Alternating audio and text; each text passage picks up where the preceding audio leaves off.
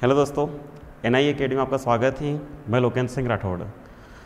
हम लोग आज बाल विकास स्टार्ट करेंगे और बाल विकास जो है वो पहले टॉपिक से स्टार्ट करेंगे और स्पेशल ये जो है MP टेट के लिए हैं और आगे 1 से 1.5 महीने के लिए, जो आगे आने वाले 1 से 1.5 महीने में हम कोशिश करेंगे कि जो MP टेट का जो सिलेबस है बाल विकास का उसको पूरा करवा देंगे। तो आज पहला टॉपिक स्टार्ट करेंगे और जो है बाल विकास की प्रस्तावना। ठीक है, तो देखेंगे बाल विकास की प्रस्तावना, इसके साथ साथ विकास और अभिवृद्धि में अंतर क्या क्या है, विकास और बाल विकास इन दोनों की डेफिनेशन देखेंगे। अलग अलग मनोवैज्ञानिक के अनुसार अलग अलग डेफिनेशन है इनकी। तो स्टार्ट करते हैं बाल विकास। तो बाल विकास के संदर्भ में सबसे पहले बात करें कि जो बालक के विकास का सबसे पहले अध्ययन जो किया था, वैज्ञानिक अध्ययन, बालक के विकास का वैज्ञानिक अध्ययन किया, वो किया 18वीं शताब्दी में। 18वीं शताब्दी अर्थात 1774 ईस्वी में किया था और वो किया था पेस्टोलॉजी ने। किसने किया था? तो पेस्टोलॉजी ने, पेस्टोलॉजी इन्होंने सबसे पहले बालक के विकास का अध्ययन किया और ये वैज्ञानिक अध्ययन किया था।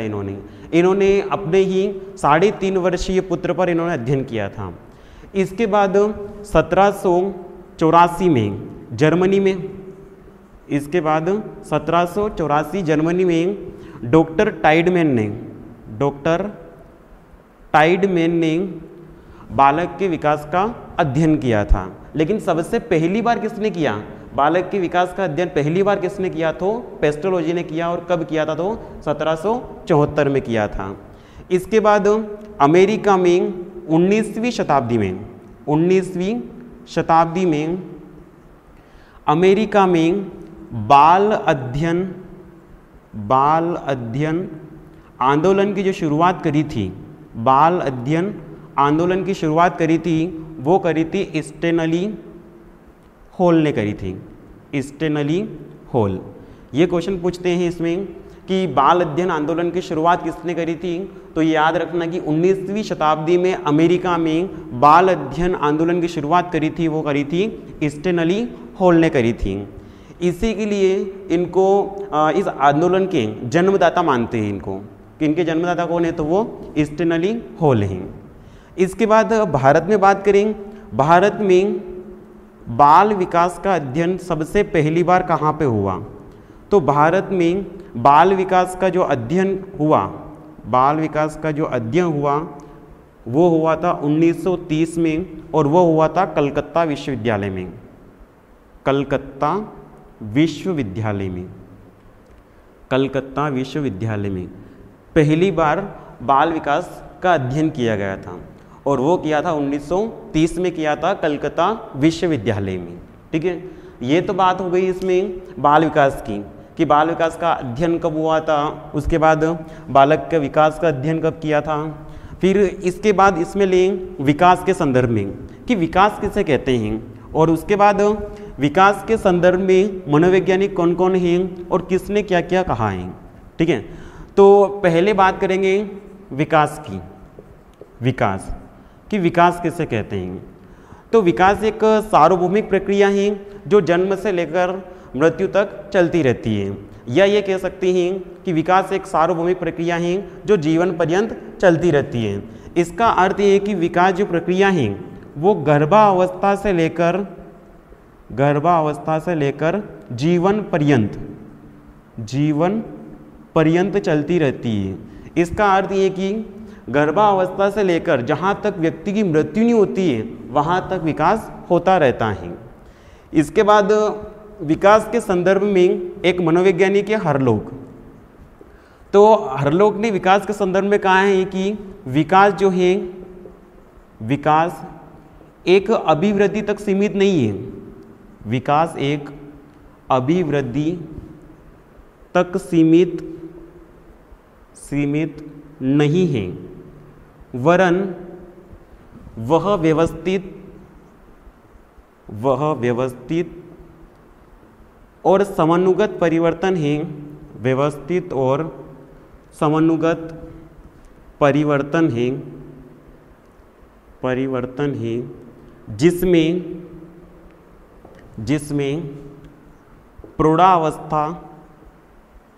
प्रौढ़ावस्था की ओर परिवर्तनों का प्रगतिशील क्रम निहित रहता है। ये डेफिनेशन आपको याद रखना है। हरलोग ने कहा है कि विकास एक अभिवृत्ति तक सीमित नहीं है, वरन वह व्यवस्थित और समन्वित परिवर्तन है जिसमें प्रौढ़ावस्था की ओर परिवर्तनों का प्रगतिशील क्रम क्या होता है, निहित रहता है। इसने कहा है कि विकास एक अभिवृद्धि नहीं है, ऐसा नहीं है केवल कि वृद्धि हो रही है तो वही विकास है, बल्कि वह व्यवस्थित और समन्वित परिवर्तन है जिसमें प्रौढ़ावस्था की ओर परिवर्तनों का जो क्रम है वो प्रगतिशील रहता है। व्यवस्थित का अर्थ यहाँ पर ये है कि स्टेप बाय स्टेप क्रम, जैसे छोटा बच्चा रहता है तो पहले वो घुटने के बल चलता है, उसके बाद धीरे धीरे वो खड़ा होने की कोशिश करता है और खड़े होने के बाद वो धीरे धीरे चलना स्टार्ट कर देता है, तो उसे कहते हैं व्यवस्थित। और समन्वित का अर्थ यहाँ पर ये है कि उसमें आपसी संबंध होना, ठीक है। आपसी संबंध का अर्थ है कि जैसे दूध के दांत रहते हैं तो दूध के दांत, वो दांत गिरेंगे और उसकी जगह दांत ही आएंगे, उसे कहेंगे समन्वित। तो ये डेफिनेशन याद रखना कि जहाँ पर भी व्यवस्थित और समन्वित आ जाए वो डेफिनेशन किसने दी है, तो हरलोग ने दी है। हरलोग का कहना भी यही था कि विकास एक अभिवृद्धि तक सीमित नहीं है, परंतु वह व्यवस्थित और समन्वित परिवर्तन है जिसमें प्रौढ़ावस्था की ओर परिवर्तनों का प्रगतिशील क्रम निहित रहता है। इसके बाद एक मनोवैज्ञानिक और जिनका नाम है मुनरो। तो मुनरो जो है वो विकास के संदर्भ में एक डेफिनेशन दी है। मुनरो का कहना है कि विकास जो है वो परिवर्तनों की वह श्रृंखला है जिसमें बच्चा जो है वो भ्रूणावस्था से लेकर प्रौढ़ावस्था तक गुजरता है। भ्रूणावस्था से लेकर प्रौढ़ावस्था तक गुजरता है, उसे क्या कहते हैं, तो विकास कहते हैं। ये इनके अनुसार है, मुनरो के अनुसार, कि विकास परिवर्तनों की वह श्रृंखला है जिसमें बच्चा जो है वो भ्रूणावस्था से लेकर प्रौढ़ावस्था तक गुजरता है, उसे ही क्या कहते हैं, विकास कहते हैं। ये दो डेफिनेशन हो गई है विकास के संदर्भ में, एक तो हरलोग की है और एक और मुनरो की है। इसके बाद अगली जो डेफिनेशन है वो लेंगे बाल विकास के संदर्भ में। ये तो बात हो गई विकास की, अब लेंगे बाल विकास के संदर्भ में डेफिनेशन। और वो डेफिनेशन दी है, एक तो दी है बर्क ने और एक दी है क्रो एंड क्रो ने, ठीक है। तो अब जो डेफिनेशन की बात करेंगे वो करेंगे बाल विकास की, ठीक है। तो बाल विकास की जो एक डेफिनेशन है वो दी है बर्क ने दी है। तो बर्क के अनुसार जो है वो बाल विकास जो है वो मनोविज्ञान की वह शाखा है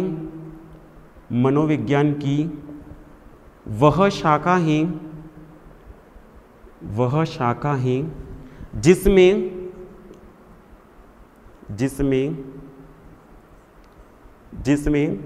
जन्म पूर्व अवस्था से परिपक्व अवस्था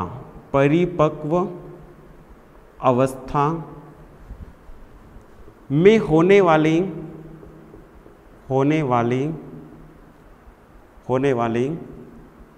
विकास का अध्ययन किया जाता है।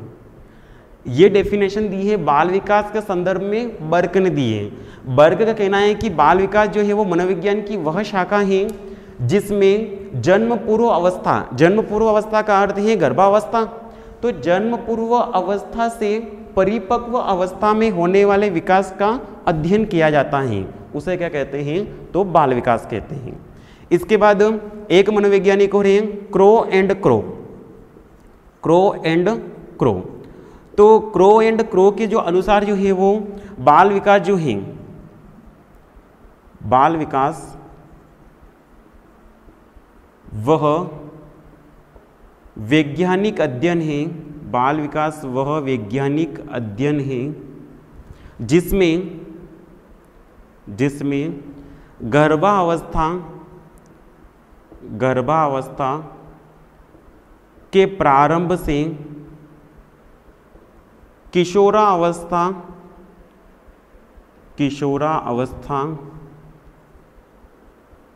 के प्रारंभ तक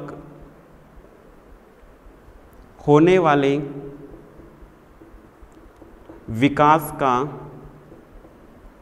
अध्ययन किया जाता है। ये डेफिनेशन दी है क्रो एंड क्रो ने। तो क्रो एंड क्रो का कहना है कि बाल विकास जो है वो वैज्ञानिक अध्ययन है जिसमें गर्भावस्था के प्रारंभ से किशोरावस्था के प्रारंभ तक होने वाले विकास का अध्ययन किया जाता है, उसे क्या कहते हैं? तो बाल विकास कहते हैं। ठीक है, याद रह जाएगा कि बाल विकास वह वैज्ञानिक अध्ययन है जिसमें गर्भावस्था के प्रारंभ से किशोरावस्था के प्रारंभ तक होने वाले विकास का अध्ययन किया जाता है, उसे ही बाल विकास कहते हैं।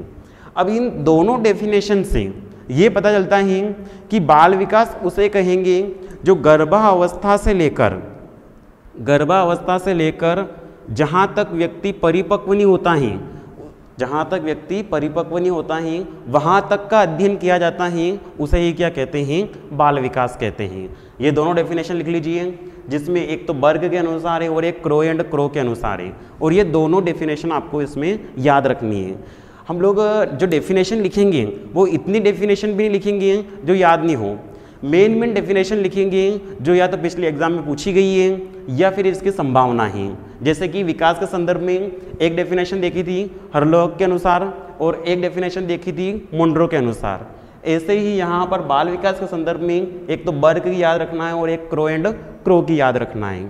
ठीक है, इसके बाद अगला जो लेंगे वो लेंगे अभिवृद्धि और विकास में अंतर क्या क्या है। ठीक है, अभिवृद्धि और विकास में क्या क्या अंतर है, कि अभिवृद्धि किसे कहते हैं, और उसके बाद विकास किसे कहते हैं। इन दोनों में अंतर देखेंगे, अभिवृद्धि और विकास में अंतर। ठीक है, तो अभिवृद्धि की बात करें कि अभिवृद्धि जो है वो एक निश्चित समय के लिए होती है, निश्चित समय होता है इसका। तो अभिवृद्धि जो होती है वो गर्भावस्था से प्रौढ़ावस्था तक होती है। अभिवृद्धि कहाँ से कहाँ तक होती है? तो गर्भावस्था से प्रौढ़ावस्था तक अभिवृद्धि होती है, जबकि विकास जो है ये जीवन पर्यंत होता है। इसका अर्थ ये है कि गर्भावस्था से लेकर जहाँ तक व्यक्ति की मृत्यु नहीं होती है वहाँ तक क्या है? विकास होता रहता है। तो विकास जो है वो गर्भावस्था से जीवन पर्यंत होता है। ठीक है, इसके बाद अभिवृद्धि की ही बात करें कि जो अभिवृद्धि है, अभिवृद्धि में होने वाले जो परिवर्तन हैं, अभिवृद्धि में होने वाले जो परिवर्तन हैं वो मात्रात्मक होते हैं, जबकि विकास में जो होने वाले जो परिवर्तन हैं वो गुणात्मक होते हैं। कौन से होते हैं?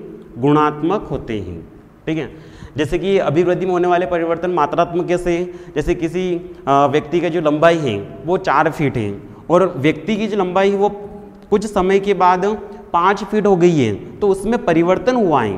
परिवर्तन कितना हुआ था? 1 फीट के परिवर्तन हुआ है, तो उसको अपन माप सकते हैं। ठीक है, जबकि विकास जो है, जैसे कि विकास हुआ है तो दिमाग या मानसिक विकास हुआ है, तो मानसिक विकास है तो केवल उस गुण का परख कर सकते हैं, उसको तोल नहीं सकते हैं कि उसमें विकास जो है वो 2 किलो विकास हो गया है, 3 किलो विकास हुआ है। तो विकास जो है वो कौन सा कहलाता है? तो वो है गुणात्मक है। इसके बाद जो अभिवृद्धि शारीरिक होती है। अभिवृद्धि है वो कौन सी होती है? तो शारीरिक होती है, जबकि विकास जो है वो शारीरिक के साथ साथ मानसिक, सामाजिक और संवेगात्मक होता है। ठीक है, जो अभिवृद्धि का जो संबंध है वो शारीरिक है, लेकिन शरीर में जो अभिवृद्धि होती है उसे अभिवृद्धि कहते हैं, जबकि विकास में होने वाले जो परिवर्तन हैं वो शारीरिक के साथ साथ मानसिक, सामाजिक और संवेगात्मक होते हैं। ठीक है, उसके बाद अभिवृद्धि में होने वाले जो परिवर्तन हैं, अभिवृद्धि में होने वाले जो परिवर्तन हैं, होने वाले परिवर्तन, ठीक है, ये तो हो गया है। अभिवृद्धि में होने वाले परिवर्तन कौन से होते हैं? शारीरिक होते हैं। और उसके बाद विकास में होने वाले परिवर्तन शारीरिक, मानसिक, सामाजिक और संवेगात्मक होते हैं। और अभिवृद्धि जो है वो व्यक्ति को वृद्धावस्था की ओर ले जाती है, वृद्धावस्था की ओर ले जाती है। जबकि विकास जो है, विकास व्यक्ति को परिपक्व अवस्था प्रदान करता है, परिपक्व अवस्था की ओर ले जाता है। ये याद रखना कि जो अभिवृद्धि है, अभिवृद्धि जो व्यक्ति को वृद्धावस्था की ओर ले जाती है। जैसे वृद्धि हुई है, वृद्धि हो गई तो 5 फीट वृद्धि हो गई है, ठीक है, या किसी का वेट हो गया है कि 50 किलो वेट हो गया है, या हाँ 5 फीट वृद्धि हो गई है, तो वृद्धि होने के बाद फिर वो कम नहीं होगी। तो यहाँ से अभिवृद्धि जो है वो व्यक्ति को वृद्धावस्था की ओर ले जाती है, जबकि विकास जो है वो व्यक्ति को परिपक्वता की ओर ले जाता है। इसके बाद अभिवृद्धि है, अभिवृद्धि एक रचनात्मक होती है, अभिवृद्धि है वो रचनात्मक होती है, जबकि विकास जो है पहले तो रचनात्मक होता है, रचनात्मक, और उसके बाद विनाशात्मक होता है, विनाशात्मक, ठीक है, विनाशात्मक होता है। जैसे कि अभिवृद्धि हुई है तो वृद्धि हुई है, जैसे कि किसी का वेट था 50 किलो था, ठीक है, और उसके बाद 52 किलो हो गया है, तो वो क्या है, ये रचनात्मक हो गया है, ठीक है। 50 किलो था और 52 किलो हो गया है, तो रचना हो रही है, वृद्धि हो रही है, ठीक है। जैसे किसी की लंबाई थी तो 6 फीट थी और 7 फीट हो गई है, तो उस लंबाई में वृद्धि हुई है, तो वो कौन से हो गई है, रचनात्मक हो गई है। और विकास जो है वो पहले रचनात्मक होता है, ठीक है, जैसे विकास हुआ है तो रचनात्मक हो गया, और एंडिंग में लास्ट में क्या हुआ, उसमें विनाशात्मक हुआ ही, मतलब वो नष्ट होता है, ठीक है। ये तो हो जाएगा, इसमें दोनों में अंतर है, अभिवृद्धि और विकास में अंतर क्या क्या है। एक बार और देख लेते हैं कि जो अभिवृद्धि है वो गर्भावस्था से लेकर प्रौढ़ावस्था तक होती है, इसका कोई निश्चित फिक्स समय रहता है इसका। और विकास जो है वो गर्भावस्था से लेकर जीवन पर्यंत चलता रहता है। इसके बाद अभिवृद्धि में होने वाले जो परिवर्तन है वो मात्रात्मक होते हैं, जबकि विकास में होने वाले परिवर्तन कौन से होते हैं, गुणात्मक होते हैं। इसके बाद अभिवृद्धि में होने वाले परिवर्तन शारीरिक होते हैं, मतलब जो अभिवृद्धि होती है वो शारीरिक होती है, जबकि विकास में होने वाले जो परिवर्तन हैं वो शारीरिक, मानसिक, सामाजिक और उसके साथ साथ संवेगात्मक होते हैं। अभिवृद्धि है वो व्यक्ति को वृद्धावस्था की ओर ले जाती है, जबकि विकास जो है वो व्यक्ति को परिपक्वता की ओर ले जाते हैं। इसके बाद अभिवृद्धि है वो रचनात्मक होती है, जबकि विकास है वो रचनात्मक और विनाशात्मक होते हैं। अब बहुत सारे के दिमाग में चल रहा होगा इनके क्वेश्चन कैसे बनते हैं, तो यहाँ से प्रश्न ये पूछ सकते हैं कि अभिवृद्धि के संदर्भ में निम्न में से कौन सा कथन असत्य है या कौन सा कथन सत्य है। तो ये आपको सारे चीज़ें याद रखनी है, ठीक है। और यहाँ से ऐसा पूछ ले कि विकास के संदर्भ में कौन सा कथन सत्य है। तो एक बार ये पूछा गया था कि विकास के संदर्भ में कौन सा कथन सत्य है, कि विकास जो है वो गर्भावस्था से लेकर प्रौढ़ावस्था से चलता है, विकास जो है वो गर्भावस्था से लेकर मध्यावस्था तक चलता है, विकास जो है वो गर्भावस्था से लेकर किशोरावस्था तक चलता है। तो आपको ये याद रखना है कि विकास जो है वो गर्भावस्था से लेकर जीवन पर्यंत चलता है, जहाँ तक व्यक्ति की मृत्यु न हो वहाँ तक चलता है। इसके बाद विकास के संदर्भ में कुछ अवस्थाओं के बारे में देखेंगे कि विकास की अवस्थाएं कौन कौन सी हैं, ठीक है। तो अलग अलग मनोवैज्ञानिक ने अलग अलग अवस्थाएं बताई है, ठीक है। तो उनमें से कुछ मनोवैज्ञानिक का अध्ययन देखेंगे। जैसे पहले हैं इसमें रोस हैं, ठीक है। तो ये लिख लेते हैं विकास की अवस्थाएं, विकास की अवस्थाएं, या इसको आयाम भी कहते हैं, विकास की अवस्थाएं। तो विकास की अवस्थाएं देखें तो इसमें सबसे पहले एक मनोवैज्ञानिक है रोस, ठीक है। तो रोस ने विकास की जो अवस्थाएं हैं वो 4 प्रकार की बताई, कितने प्रकार की बताई? तो 4 प्रकार की बताई। अब वो 4 प्रकार की कौन कौन सी हैं? तो पहली तो इन्होंने बताई है, वो बताई है शैशवावस्था, शैशवावस्था। दूसरी बताई है इन्होंने पूर्व बाल्यावस्था, पूर्व बाल्यावस्था। तीसरी बताई है इन्होंने उत्तर बाल्यावस्था, उत्तर बाल्यावस्था, उत्तर बाल्यावस्था। और चौथी जो बताई है वो बताई है किशोरावस्था, किशोरावस्था।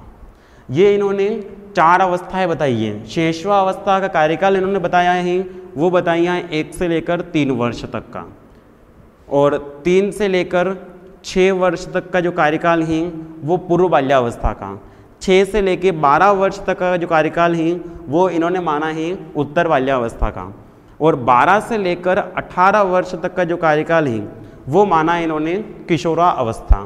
तो ये इनको याद रखना कि जो रोज़ के अनुसार ही विकास की जो अवस्थाएं हैं वो कितनी हैं। तो रोज़ के अनुसार विकास की 4 अवस्थाएं हैं, जिसमें शैशवावस्था है 1 से लेकर 3 वर्ष तक की है, पूर्व बाल्यावस्था है वो 3 से लेकर 6 वर्ष तक की है, उत्तर बाल्यावस्था है वो 6 से लेकर 12 वर्ष तक की है, और किशोरावस्था है वो 12 से लेकर 18 वर्ष तक की है।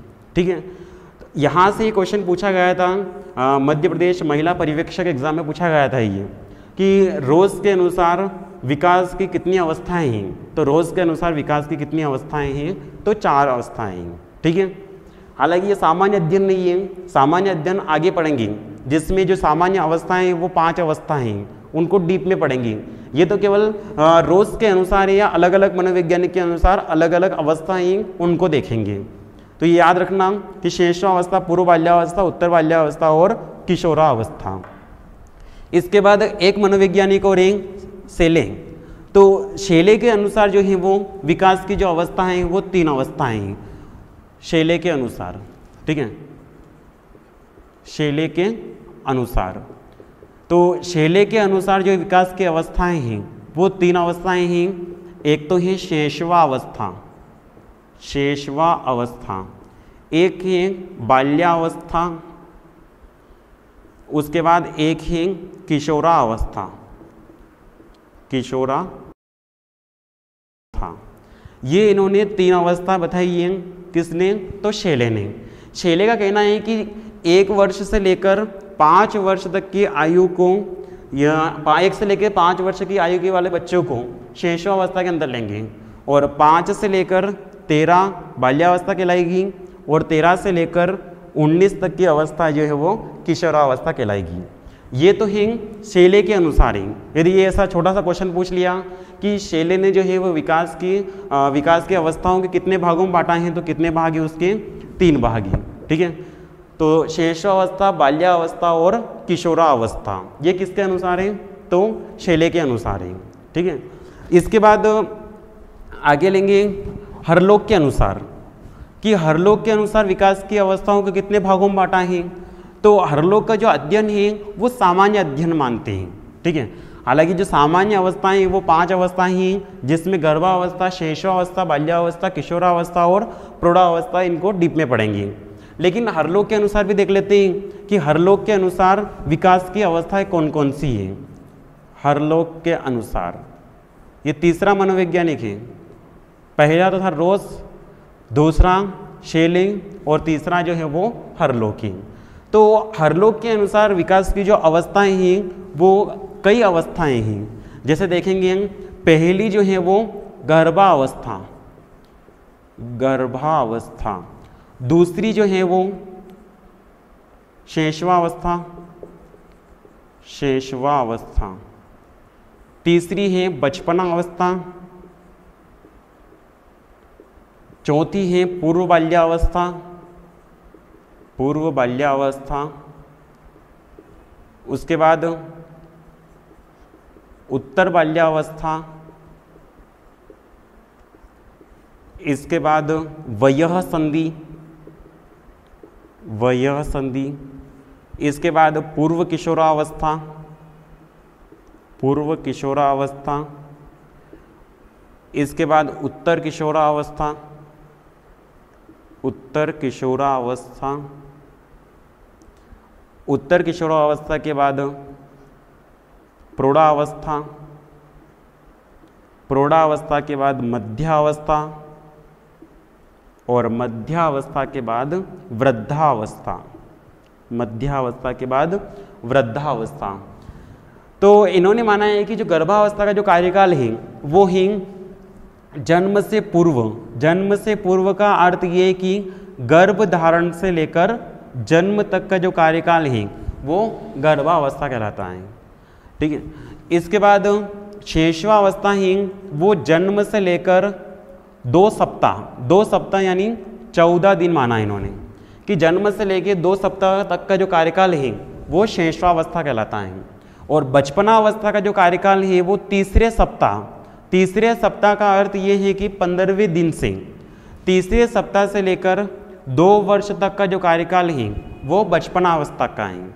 और पूर्व बाल्यावस्था का जो कार्यकाल है वो तीसरे वर्ष से, तीसरे वर्ष से लेकर 6 वर्ष तक का कार्यकाल है वो पूर्व बाल्यावस्था का है। और उत्तर बाल्यावस्था की बात करें तो 6 वर्ष से लेकर 12 वर्ष तक का जो कार्यकाल है वो उत्तर बाल्यावस्था का है। इसके बाद वयः संधि लें तो वयः संधि जो है वो 12 वर्ष से लेकर 14 वर्ष तक जो है वो वयः संधि का कार्यकाल है।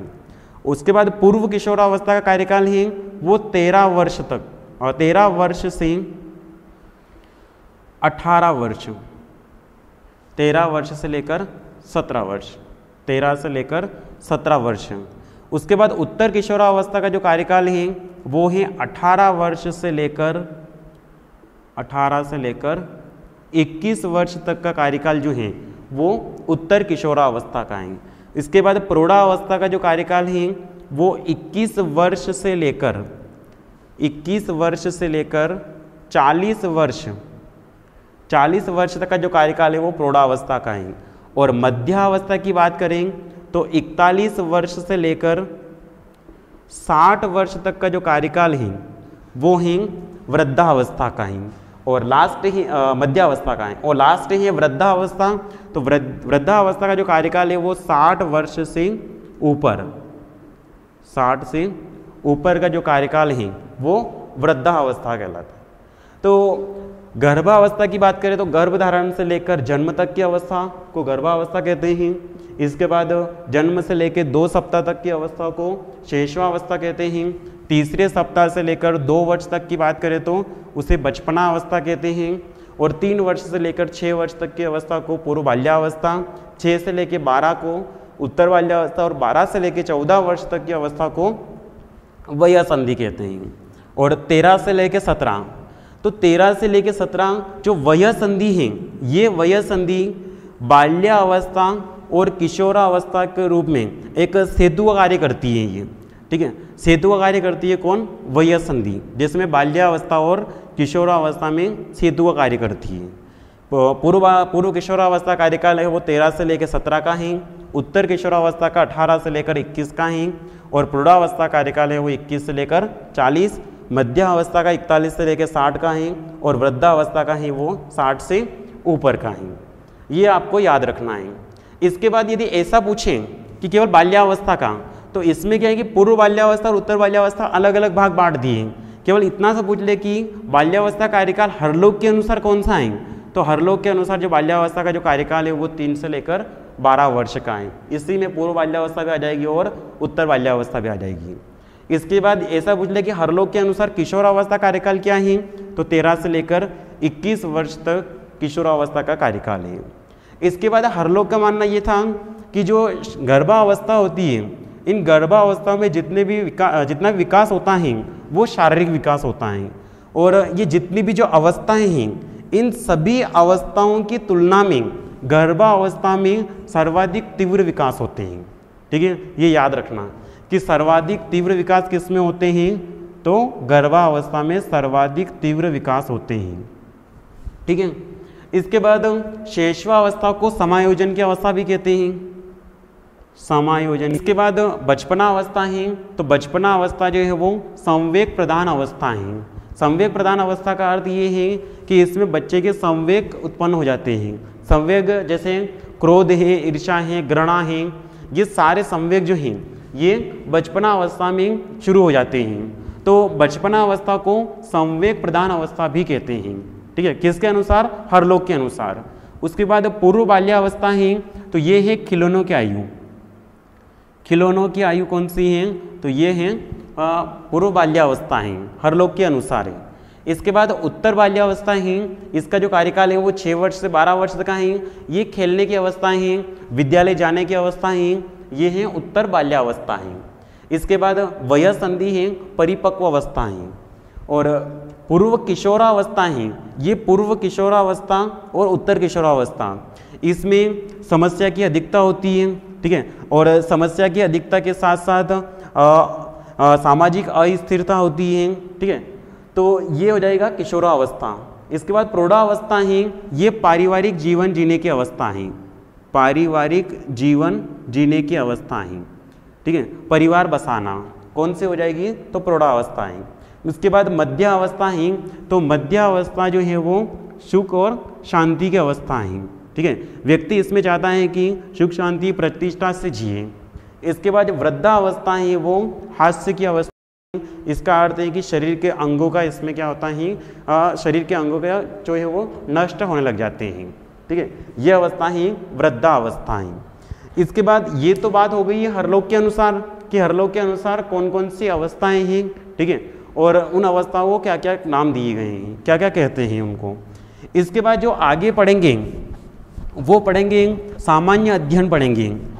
ठीक है, कि सामान्य अध्ययन कितना सामान्य अध्ययन जो है वो किस प्रकार की अवस्थाएं हैं, कितनी कितनी अवस्थाएं हैं वो देखेंगे। ठीक है, तो विकास का सामान्य वर्गीकरण।